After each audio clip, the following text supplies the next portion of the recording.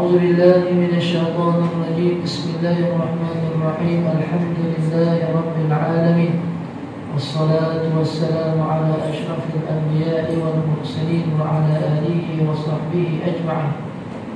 سبحانك لا علم لنا إلا ما علمتنا إنك أنت العليم الحكيم. قال رب اشرح لي صدري ويسر لي أمري واحلل عقدة من لساني يفقهوا قولي. اللهم صل على سيدنا محمد الفاتح لما أغلق والخاتم لما سبق ناصر الحق بالحق والهادي إلى صراطك المستقيم صلى الله عليه وعلى آله وصحبه حق قدره ومقداره العظيم. أعوذ بالله من الشيطان الرجيم. بسم الله الرحمن الرحيم. بسم الله رب العظيم والرسول الكريم والملائكة المقربين. الصلاة والسلام عليك يا سيدي يا رسول الله. خذ بيدي قلت حيلتي أدركني. لا إله إلا الله وحده لا شريك له، له الملك وله الحمد وهو على كل شيء قدير. Amma. InsyaAllah kita sambung pada tajuk yang baru, yaitu rukun salat. Allahumma salli ala Muhammad.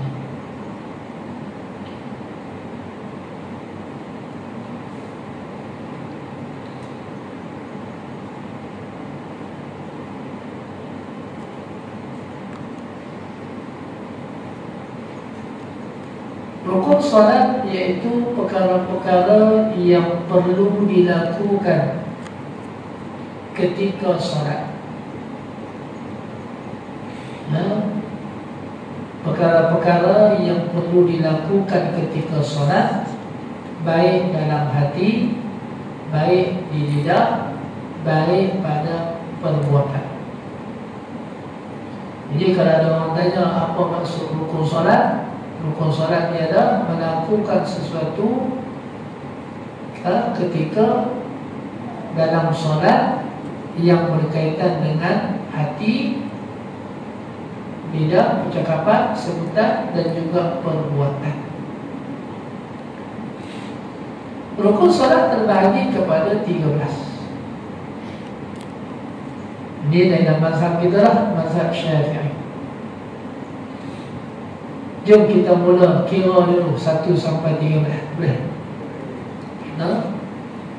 Sebelum kita sebut satu persatu, kita syarah satu persatu, kita sebut dulu 13 tu. Ingat tak ingat ni? Mudah-mudahan ingatlah. Yang pertama iaitu niat. Angkat tangan kanan. Yang pertama, niat. Yang kedua, berdiri bagi yang mampu. Yang ketiga, takbiratul ihram. Yang keempat, membaca suratul Fatihah. Yang kelima, rukuk serta tamakna. Sekali lagi, angkat tangan kanan. 5 ni bagi kita selesai sampai rukuk. Yang pertama, niat. Yang kedua, berdiri bagi yang mampu. Yang ketiga, takbiratul ihram. Yang keempat, membaca suratul Fatihah. Yang kelima, rukuk serta tamakna. Angkat tangan kiri pula. Tangan kiri. Yang keenam, i'tidal serta tamakna. Yang ketujuh, sujud. 2 kali sujud serta tamakna. Yang ke-8, duduk antara 2 sujud serta tamakna. Yang ke-9, duduk tahiyat akhir. Duduk tahiyat akhir. Yang ke-10, membaca tasyahud akhir. Lain tu, duduk lain, baca lain. Sekali lagi, tangan kiri. Yang ke-6, apa? Yang tidak serta tamakna. Yang ketujuh, sujud serta tumakninah. Kena tambah tu, serta tumakninah. Kemudian yang ke-8, duduk antara dua sujud serta tumakninah.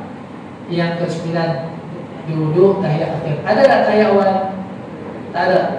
Adakah tahiyat awal tak perlu buat?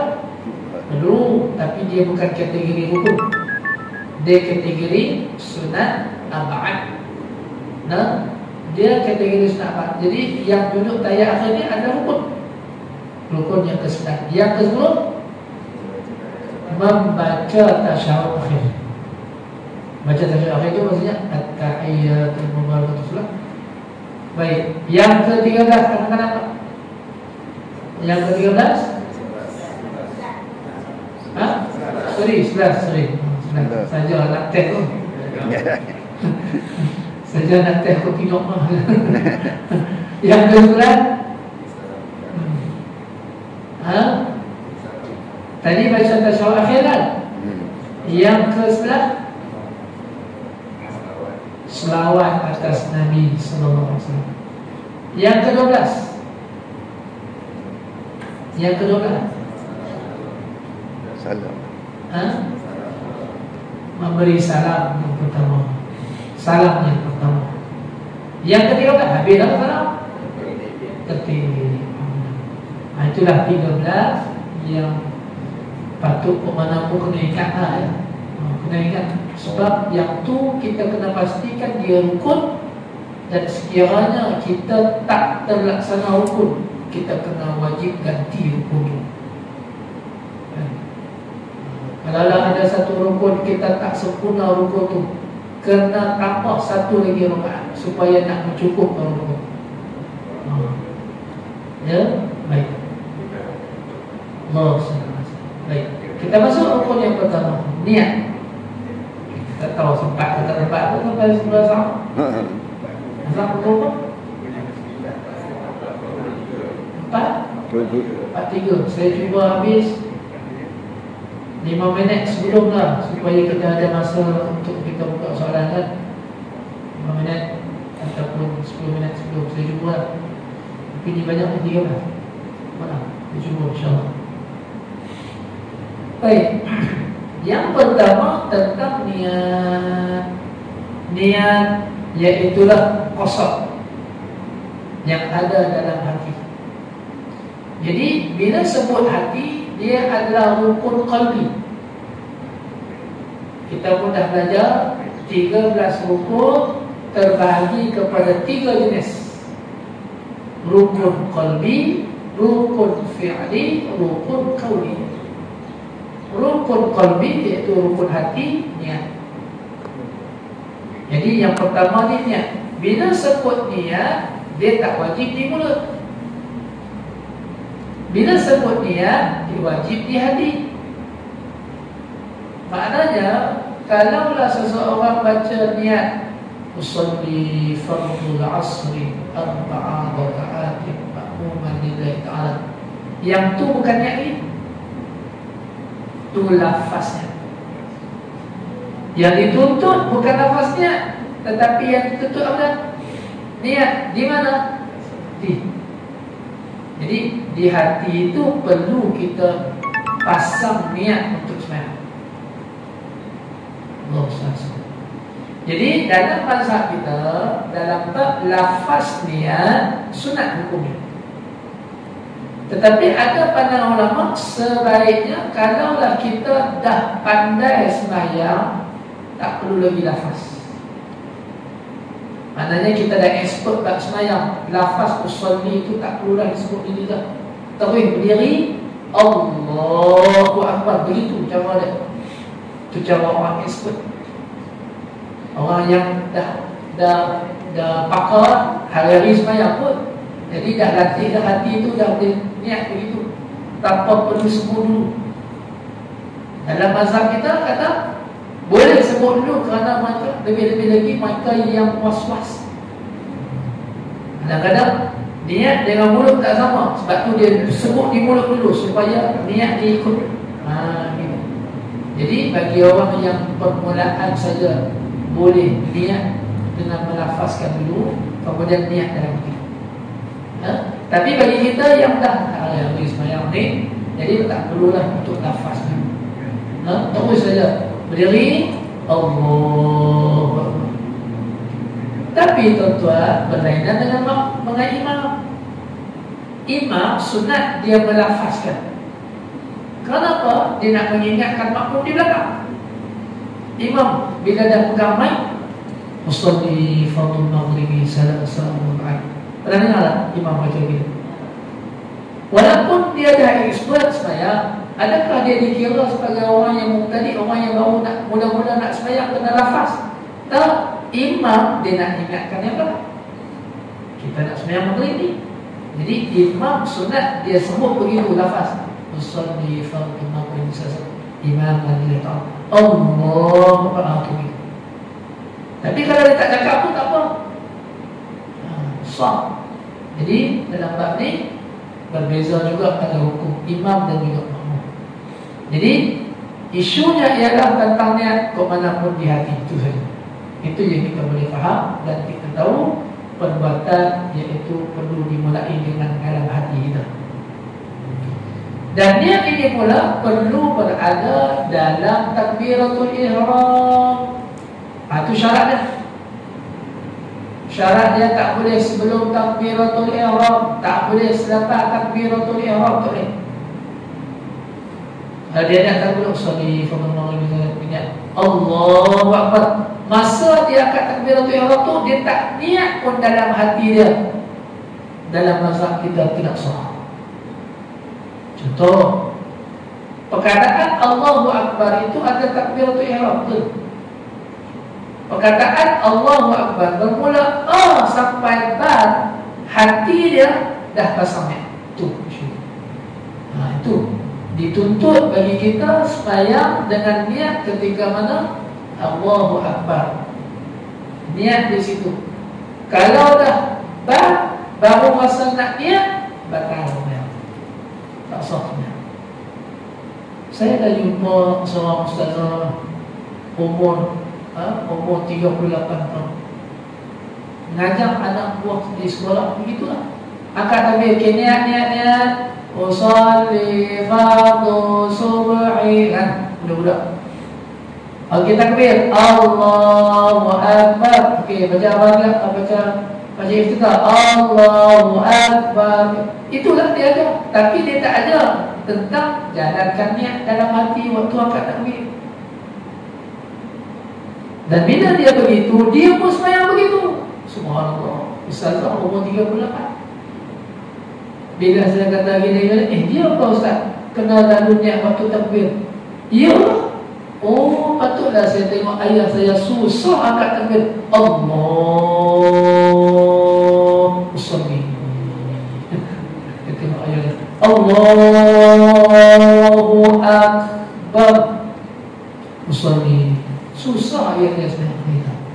Oh, rupanya nak masuk niat tu Ustaz. Ya. Tu kalau Ustazah umur 38 kita jadi itu syarat niat. Mesti dalam takbiratul ihram. Dan niat dia pula tak perlu karang ayat dalam hati kita. Sahaja aku sembahyang fardhu maghrib tak perlu. Ingat poin saja. Nak sembahyang apa? Maghrib 3 rakaat kerana Allah Ta'ala. Ataupun makmum kerana Allah Ta'ala. 3 tu cukup. Maghrib 3 rakaat kerana Allah Ta'ala. Cukup. Tak perlu sahaja aku sembahyang maghrib 3 rakaat mengikut imam kerana Allah Ta'ala. Tak perlu. Itu yang tadi. Allah takbir lagi. Pusing lagi.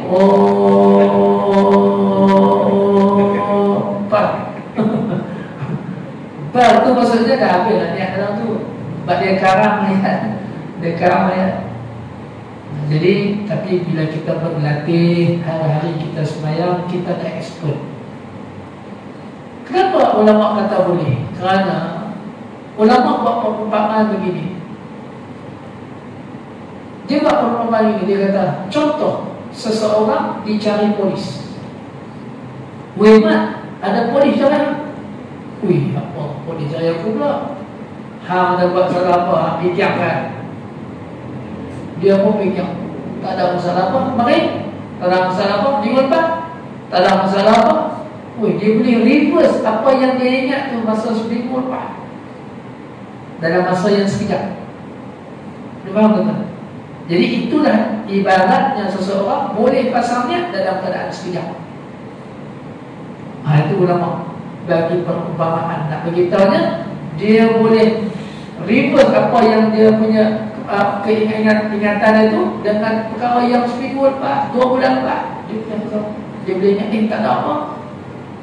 Jadi sama juga macam seseorang yang nak niat perlu sekejap saja untuk niat. Gitu. Saya sebut pun dalam kitab ada sebut tentang contoh. Baik. Jadi itu di antara syarat niat. Ada syarat? Ada? Baik. Terus masuk yang kedua adalah berdiri bagi yang mampu. Berdiri bagi yang mampu iaitulah mereka yang nak sembahyang wajib berdiri. Memberi maksud sesiapa yang dah ada kemampuan untuk berdiri tetapi dia memilih duduk, tak sah sembahyang. Kurang sikit ekor sejuhan. Tadi ramai kiri, sikit sikit orang tu. Nampak hak belakang tu peluk dah. Tak apa, saya turun cakap. Saya pun rasa juga depan ni.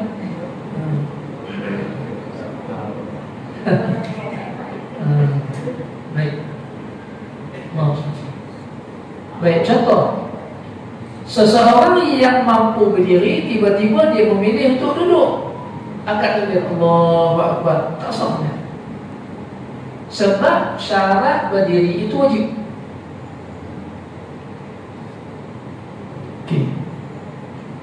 Ada orang kata masa nak angkat takbir mesti kena berdiri, betul?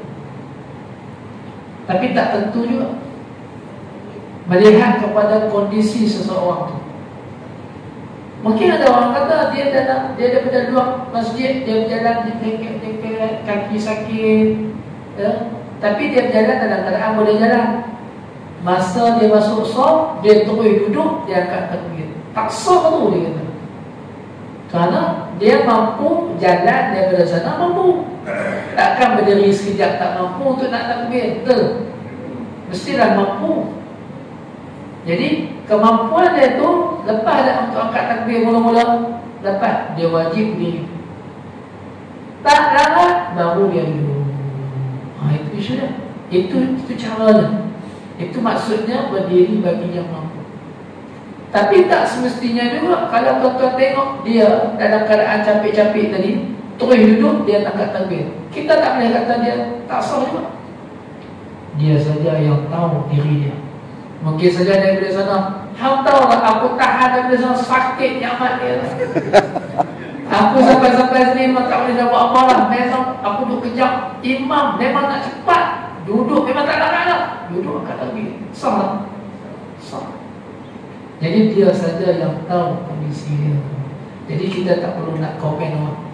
Ya, tengok dia sembahyang begitu, anggaplah dia sah kerana dia ikut dia sendiri yang tahu dia sakit dia. Sama juga macam orang yang sembahyang atas kursi dengan bawah. Ada orang kata dalam kitab-kitab fiqh tak ada apa bahas tentang kursi. Sekarang ni banyak masjid surau ada kursi, orang sembahyang atas kursi. Habis tak boleh berdiri duduk tak bawah. Ada yang kata begitu. Mana yang betul tu? Sebenarnya kedua-duanya betul, ikut kondisi. Ada orang yang dia boleh duduk bawah kerana nak dibandingkan duduk atas kursi dengan duduk bawah lantai, lebih afdal bawah lantai. Kenapa? Walaupun dia tak mampu berdiri, tapi sujud sekejap lagi dia boleh raihkan sujud. Berbanding dia duduk atas kursi, dia tak boleh sujud tu. Jadi sebaiknya walaupun rukun berdiri dia tak mampu buat, rukun lain dia boleh buat. Itu lebih afdal dia duduk bawah. Tapi ada orang walaupun duduk bawah, dia tak boleh sujud juga. Jadi dia memilih untuk duduk atas kursi ke? Jadi salah tak? Tak salah. Tak salah. Jadi Atas dia rasa nak sesuai duduk di lantai pun boleh, atas kursi pun boleh. Selagi mana dia rasa, oh kalau aku nak duduk atas kursi aku tak boleh sujud, maka dia rasa tak boleh, aku nak sujud juga, duduk. Jadi seseorang buat satu keputusan mengikut kondisi dia sendiri. Ini yang kita cerita tentang berdiri bagi yang mampu.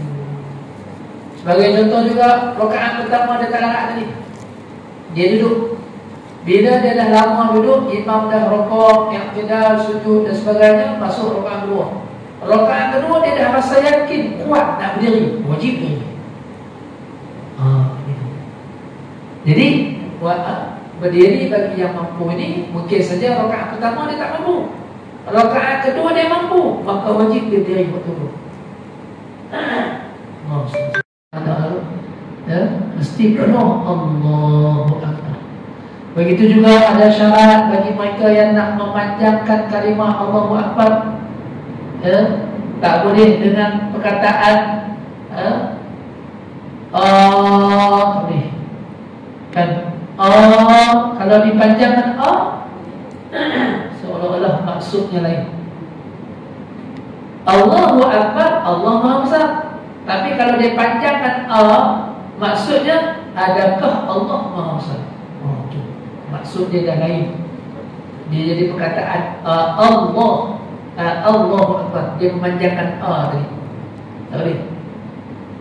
Kalau nak memanjangkan Allahu Akbar, Allah tu yang panjang, bukan yang panjang. Karena yang panjang boleh berubah maksud daripada Allahu Akbar jadi adakah Allah Maha Besar. Begitu juga dalam keadaan seseorang nak memanjangkan ba, tak boleh. Dia tak nak Allah tu dia tak nak panjang, dia nak panjangkan ba. Allahu Akbar contoh pun tak boleh kerana berubah makna. Asalnya Allah Maha Besar, tapi bila sebut ba tu panjang, lengan besar. Allah dengan besar. Itu maknanya yang dah berubah. Maka dengan sebab itu dituntut untuk kita baca dengan betul.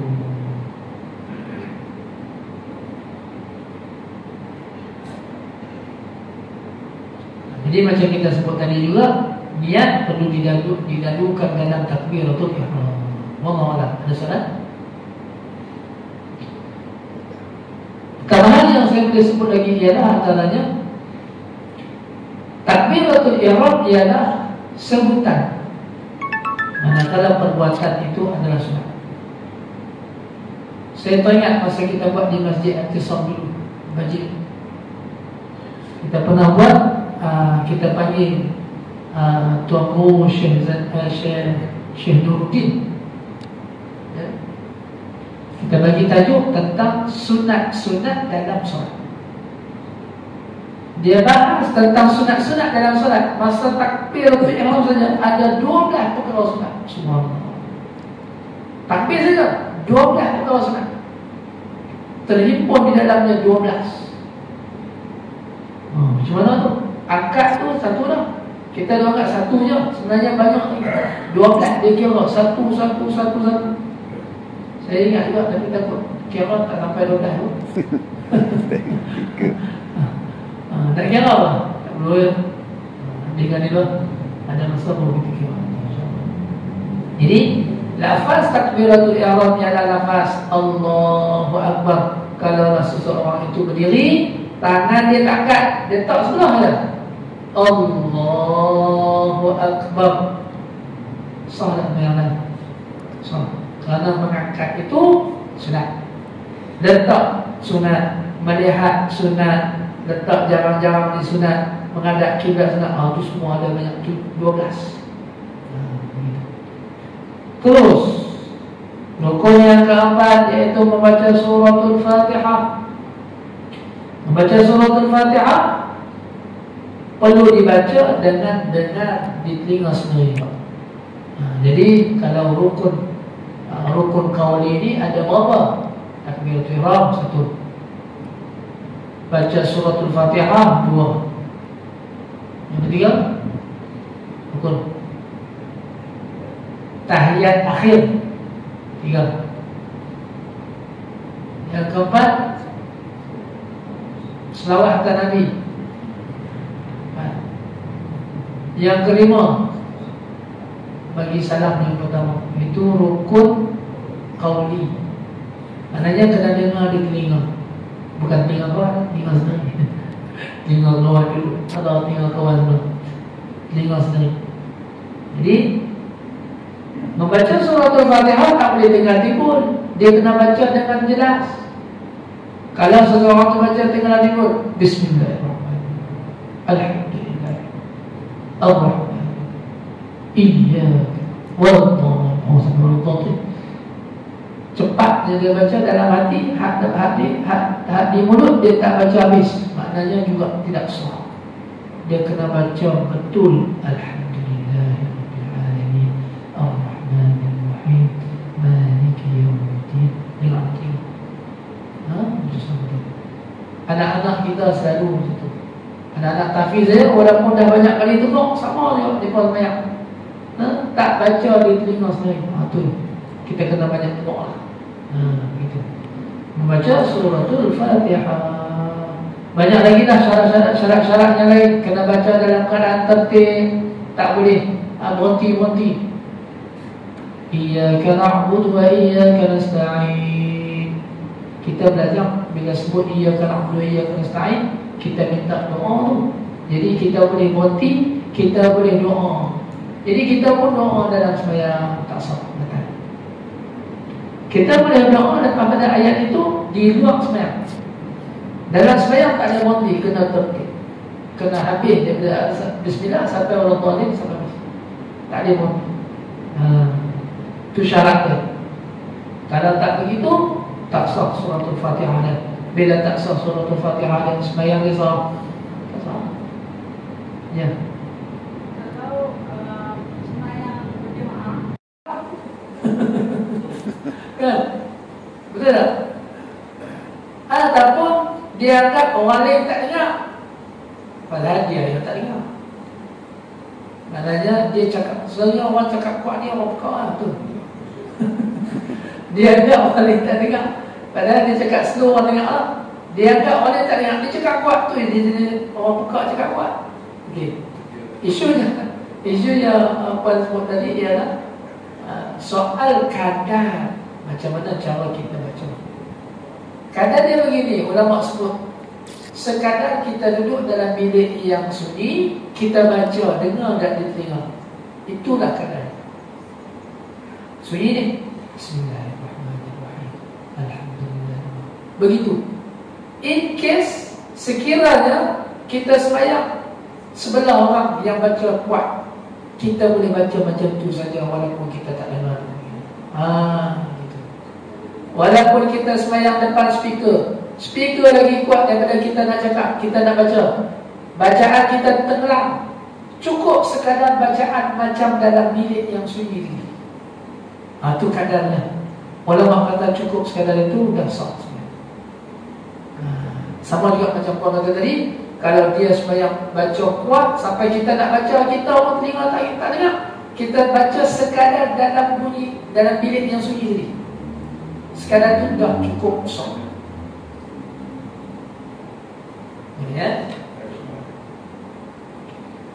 Wallahu a'lam. Jadi habis tentang solat suratul Fatihah. Kemudian seterusnya rukuk serta tamakninah. Di antara syarat-syarat sah rukuk serta tamakninah ialah membongkokkan badan. Bongkok, kena bongkok. Yang kedua, kedua-dua tangan di atas lutut. Ini yang sempurna Saya tunjukkan. Ini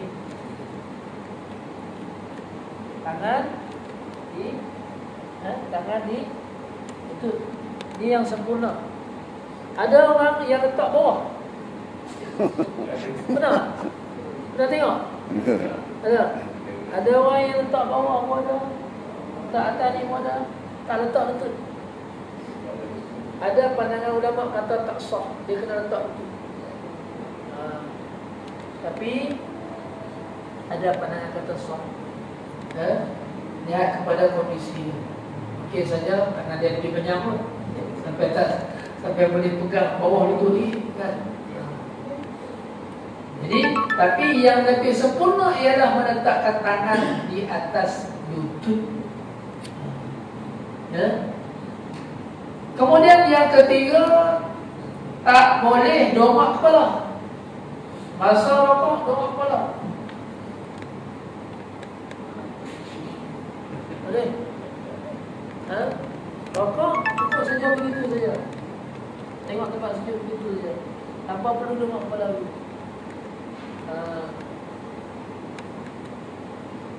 Dalam sembahyang kita tak boleh dongak ke atas dalam sembahyang.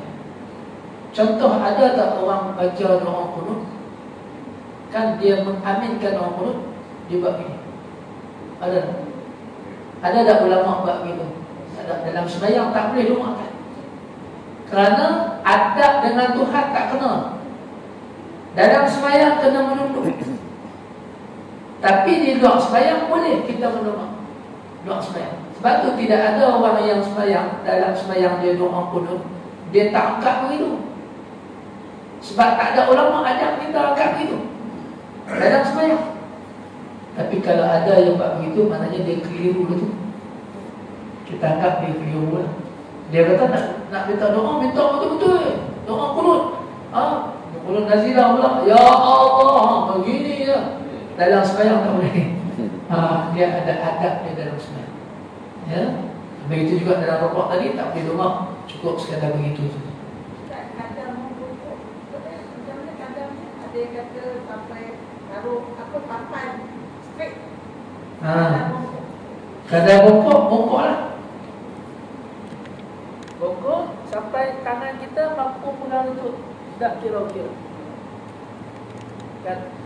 Sampai tangan kita boleh pegang lutut, dah kira-kira. Soal dia luruskan ataupun tidak, itu boleh. Dah membongkok, dah pegang lutut, selesai. Begitu. Terus, dan dituntut untuk tamaknina. Apa maksud tamaknina? Tenang. Ya, kalau Ustaz maksud tenang, ya ayyatuhan nafsal mutmainnah irji'i ila rabbiki radiyatan mardiyah. Wahai jiwa yang tenang, Allah sebut. Tamaknina itu maksudnya tenang. Tapi bahasa kita ada, kita ubah berhenti sekejap. Betul tak? Kita sebut berhenti sekejap, tapi sebenarnya tenang tu maknanya rukuk serta tenang. Maknanya tak bergerak, berhenti sekejap. Itu maksud tamaknina. Jadi tak boleh bergerak. Bila bergerak seolah-olah tak tamaknina. Bila tak tamaknina, dikira mencuri dalam sembahyang, sebagaimana hadis Nabi. Nabi pernah sebut, ada orang kata, Nabi kata ada orang mencuri dalam sembahyang. Ya Rasulullah, bagaimana orang itu mencuri dalam sembahyang? Kerana dia tidak rukuk dan sujud sempurna. Maksudnya dia tak tamaknina. Dia mematuk saja, dia tak berhenti. Selesai 5 rukun sebelah kanan. Masuk pula belah kiri. Sempat tadi 25 lah. Okey, sekali lagi insyaAllah. Rukun yang ke-6, i'tidal selepas rukuk serta tamaknina. Bila sebut i'tidal, sami'allahu liman hamidah, berdiri. Berdiri dalam keadaan tidak bergoyang. Kalau bergoyang dengan tangan, maksudnya itu masih lagi belum tamaknina. Kena stop. Statik. Statik itu nak dalam keadaan nama mana Ustaz? Sekadar menyebut subhanallah. Cuba sebut subhanallah. Berapa saat? Berapa saat kan? 1 saat kan? 2 saat lah. Jadi sekadar 2 saat kena berhenti. Berhenti sekejap. Yang disebut rukun serta tamaknina paling kurang 2 saat. Gitu. Paling kurang 2 saat. Begitu. Untuk berdiri serta tamaknina, tak buat apa-apa, hanya baca Rabbana lakal hamd. Kemudian niat kita berdiri ataupun angkat berdiri itu maknanya i'tidal itu niatnya ialah memang niat nak sembahyang, nak berdiri. Memang tak Ustaz, memang tak. Tak, kadang-kadang ada orang dalam sembahyang, dia masa dia rokok, tiba-tiba dia dengar bunyi di depan, ketepang bunyi. Dia teringin nak tengok lah. Dia teringin nak tengok apa bunyi tu. Cepat-cepat dia bangun i'tidal. Kenapa? Dia niat nak tengok. Bila dia niat nak tengok, dia bukan dalam sembahyang. Perbuatan dia itu, dia bukan niat sembahyang. Kalau dia teruskan tanpa dia ulang, batal sembahyang. Jadi kena jaga-jaga dalam sembahyang, pergerakan semua mesti niat untuk sembahyang. Kalau dia nak buat benda lain, tak sah. Kalau dah terbuat, ulang balik. Sebab tu kalau imam terbuat macam mana tuan-tuan? Pening makmum belakang. Dah Allahu Akbar dah tadi. Dia turun balik, Allahu Akbar lagi. Sudah. Sami Allahu Hamidah. Dia turun balik, Sami Allahu Hamidah 2 kali. Hak belakang tak tahu ni macam mana. Jadi imam tu sebenarnya dia ada ilmu baru boleh jadi imam. Dia tahu tentang hukum hak kecil-kecil ni supaya dia jaga, supaya dia tak silap. Dia rokok, niat rokok, dia sujud, niat sujud begitu. Kalaulah dia tak teliti dalam bab tu, tak sah ya. Dan dia boleh memungkinkan orang lain juga tak sah. Dia kena keluar, patutnya dia tak keluar, malu. Dia malu, dia tak keluar. Bila dia tak keluar, hak belakang sah yang tak sah, dia kena tamu akhirat semua. Jadi orang yang nak jadi imam ni memang dia rasa yakin bahawa dia nak. Lepas tu kita hak pandai mampu sama ibu, kita boleh pandai bagi orang lain dulu lah. Lepas tu kadang-kadang kita tengok tak rajin orang pakai jubah. Kalau pakai jubah, orang tolak jadi imam. Masya Allah, hujan rahmat insyaAllah. Ramadan pertama. Baik, selesai soal rukun yang ke-6. Rukun yang ke-7, sujud 2 kali dalam setiap rakaat. Sujud 2 kali dalam setiap rakaat, dia ada rukun sujud. Rukun sujud ada 7. Dahi, hidung sunat. Kena di lantai hidung sunat. Tak kena pun tak apa. Tapi kalau kena sunat. Habis kalau wajib, kesian orang hidung sepek. Hidung Kemek. Hidung Kemek. hidung tadi orang gimana hidung jadi kemek. Jadi kesian minum sekarang. Jadi tak wajib hidung. Dahi 1. Yang kedua, 3, tapak tangan kanan, tapak tangan kiri. Kedua lutut, kedua hujung kaki. 7 semua. Syarat dahi semua ataupun sebahagian. Kalau sebahagian pun tak kena, tak sah. Contoh ada rambut yang terjuntai, tapi dia tak tutup semua. Dia tutup sebahagian saja, kita sujud sah lagi. Kalau dia sujud semua, dia tutup semua, kita sujud atas rambut, tak sah. Begitu juga dengan tangan, perut tangan ni kena semua ataupun sebahagian. Sebahagian ibu jari pun boleh. Masa kita sujud, letak ibu jari pun boleh. Macam mana kita kata begitu? Kadang-kadang ada orang baca Quran, dia tanya juga imam baca banyak, kalau boleh nak semak juga dalam Quran. Dia pun ambil Quran, duduk di belakang. Imam baca surah apa, dia pun buka. Dalam yang dia buka. Habis dia buka, imam buka, Allahu Akbar, dia pun. Masa dia nak sujud, dia nak letak mana Quran ni? Patut pegang lah. Takkan dia nak letak pula macam tak apa dah. Bila dia pegang, takkan dia pegang macam ni. Dia letak macam ni. Letak begini tak sah. Masa sujud dia letak belakang ni. Patutnya dia kena letak perut tangan ni. Jadi macam mana cara dia pegang? Dia pegang begini, letak ibu jari dia begini. Sah. Ataupun begini. Sah. Jadi tak boleh belakang. Kalau belakang tak sah. Itu yang kata 7 anggota tu. 7 syarat yang masuk dalam sujud. Dan seterusnya rukuk, dan seterusnya hulu. Ada orang sembahyang dia angkat kaki sembahyang. Dia kadang-kadang tengok dia angkat kaki. Masa sujud tu kaki dia angkat. Dia tak pacak. Pacak pula dia kena perut. Dia kena orang panggil apa? Kepak sikit lah. Dia tak boleh pacak macam tu. Tak pacak gitu tak kena perut lagi. Cuba tuan-tuan buat begini. Buat begini. Yang kena antara kiri dan kanan itulah antara disebut sebagai perut dia. Tapi atas ni kena. Atas ni tak kena. Jadi kaki pun sama. Yang kita pijak tu adalah perut. Jadi kita kena masa sujud kaki tu, jari tu kena begini. Bukan begini. Tak boleh berdiri macam ni saja. Dia kena begini. Supaya kena perut kaki. Perut jari. Dia kata, walaupun hanya ibu jari pun sama. Ya. Itu syarat sujud yang sempurna.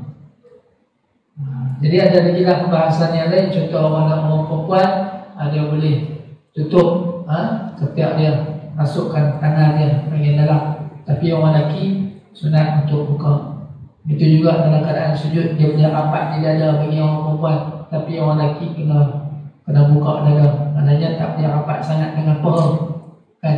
Itu orang perempuan dengan orang lelaki beza. Cuma bayangkan bagi orang perempuan bila mana pakai kaki lekuk, jangan sujud atas lekuk. Kan? Kalau sujud atas lekuk tak suara. Kan masa dia sujud tangannya duduk dalam lekuk. Masa dia sujud kan dia dah melintang. Masa dia nak sujud, nak sujud atas kain ke, nak sujud atas tikar. Dia sujud atas kain dia, atas dia. Sebab apa? Kain dia yang berhubung dengan badan dia tak sah. Tak sah. Sama juga orang lagi pakai serban, panjang sangat serban ni. Masa dia sujud, serban dia naik ke depan. Main sujud dia sujud atas ekor serban ni pun tak sah. Kenapa? Karena pakaian yang dia sujud itu berhubung dengan badannya.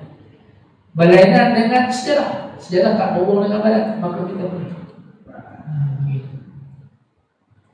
Terus sekali lagi insyaAllah, rukun yang ke-8, duduk antara dua sujud serta tumakninah. Duduk antara dua sujud, macam mana duduk pun tak apa, mesti duduk. Ada orang yang tak boleh duduk, dia bergantung, dia melutut. Pernah nampak? Melutut. Isu dia ialah dia mesti duduk. Kalaulah dia kena duduk dalam keadaan bersila, dia wajib duduk dalam bersila. Dia tak boleh melutut. Tak boleh melutut. Jadi macam mana? Dia kena pergi tempat yang luas sikit supaya dia boleh selesa sembahyang dalam keadaan dia nak kena ubah kaki, nak bersila waktu duduk antara dua sujud, kemudian nak sujud pula begitu. Kerana hukumnya wajib duduk. Kalau dia melutut, duduk kadang-kadang tak nama duduk, melainkan dia ada muasil, memang tak boleh duduk. Sakit sangat, memang tak boleh duduk. Memang tak apa, dia tak boleh. Tapi kalau dia tak boleh duduk macam biasa, tapi duduk bersila boleh, wajib duduk bersila. Jadi baru kita belajar supaya jadi pada kita satu hari kita tahu macam mana cara kita sembahyang. Kalau orang tu bergantung juga, dia melutut juga, kita tak boleh kata dia tak sembahyang tak sah. Dia saja yang tahu kondisi dia. Memang dia tak boleh, duduk pun dia tak boleh. Memang dia boleh itulah.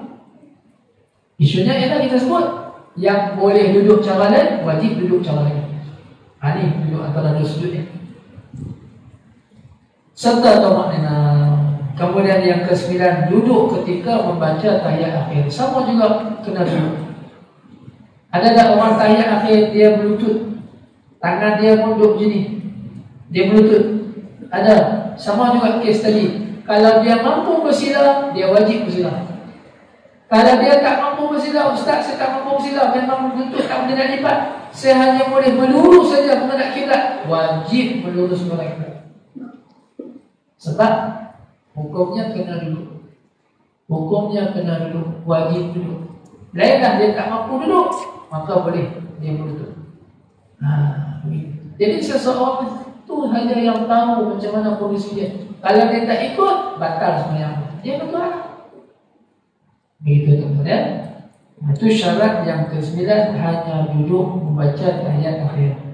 Duduk tahiyat akhir. Yang ke-10, membaca tasyahud akhir. Bermula at-tahiyatul mubarakatus salawatut thayyibat sampai habis. Kemudian asyhadu an la ilaha illallah wa asyhadu anna Muhammadar Rasulullah, baca dengan diterima. Rukun qauli. Kemudian yang ke-9, yang ke-11, selawat atas Nabi. Allahumma salli ala sayyidina Muhammad wa ala ali sayyidina Muhammad. Cukup dekat tu, boleh bagi salam, boleh lah. Tapi nak tambah lagi boleh, tu sunat. Kama salli ala sayyidina Ibrahim tu sampai habis, innaka Hamidum Majid. Sunat. Yang wajib dekat solat selawat tadi dengan ahli turun Nabi SAW. Begitu. Kemudian yang ke-12, salam yang pertama. Salam yang pertama iaitu ucapan salam, Assalamualaikum warahmatullahi. Perbuatan memaling sunat. Paling itu sunat, tetapi mengucapnya itu wajib rukun. Begitu. Jadi kena bagi jelas. Hal lain semua Allah. Tapi yang bagi salam, dia bagi salam dalam hati, batal sembahyang. Kerana bagi salam itu wajib dengar diterima semua. Dan yang terakhir ialah tertib. Tertib itu maksudnya apa? Tak perlu buat apa-apa. Kerana kita dah pun mengikut bermula awal niat sampai habis ikut tertib. Itulah maksud rukun tertib. Wallahu subhanahu wa ta'ala. Kita buka sikit soalan kalau ada. Kalau tak ada, kita berbiak. InsyaAllah. Ya.